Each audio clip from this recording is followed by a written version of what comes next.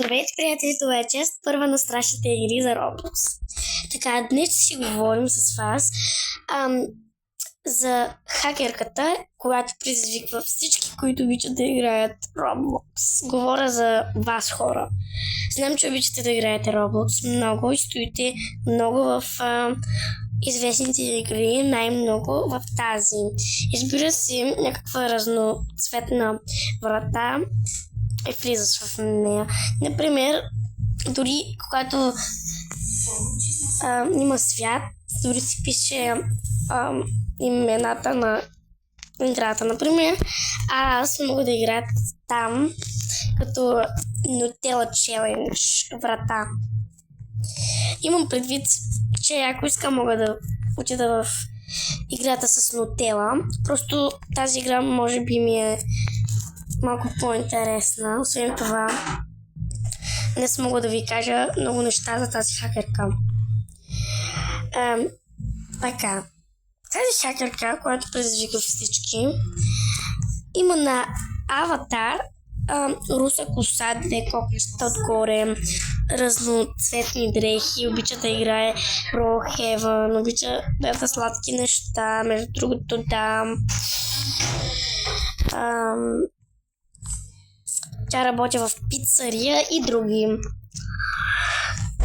И за последно хората си помислили, че не съществува такава хакерка,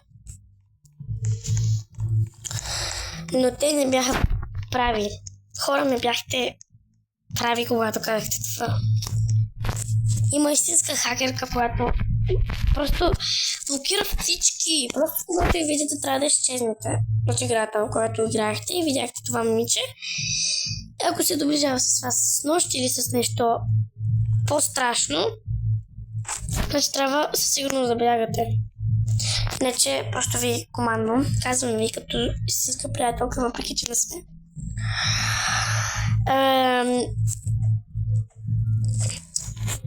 Едно момиче в TikTok и в YouTube каза, че за последно е видя в една игра на Brookhaven.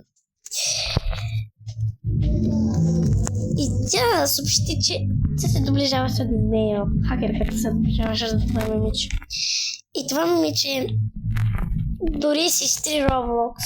Не иска да видя това момиче никога повече.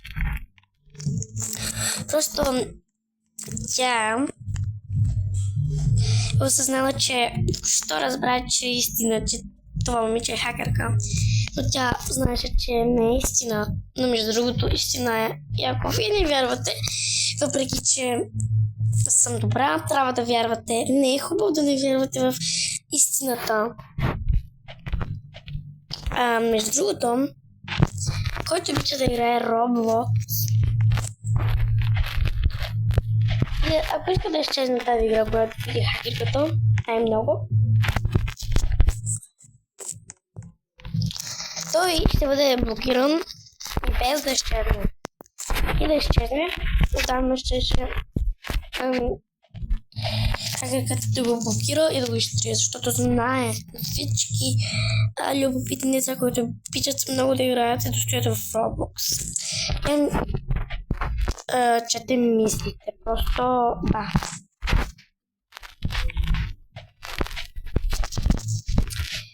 Извинете ме, че съм толкова клющава, ама не мога да играя много хубаво Roblox, въпреки че ме остана още много. Аз ще падна въпреки че това. Чао, хора!